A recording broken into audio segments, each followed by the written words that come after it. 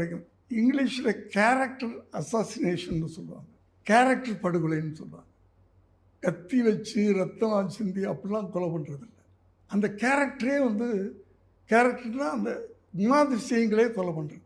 விஜய் இப்படிப்பட்டவர், அவர் பெண்களுக்கு எதிரானவர், அவர் குடும்பத்துக்கு எதிரானவர், அப்பா அம்மாவுக்கு எதிரானவர், இப்படி சொல்லி அந்த கேரக்டரே படுகொலை பண்ணுறதுக்கு ட்ரை பண்ணுறது.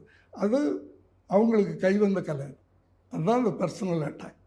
எப்போது நடந்து எப்போது அவங்களுக்குள்ள சமரசமாகி கையெழுத்தெல்லாம் ஆன ஒரு விஷயத்த இப்போ கொண்டாட வச்சு அதெல்லாம் ரொம்ப அழகாக பண்ணுவாங்க, ரொம்ப அழகாக பண்ணுவாங்க.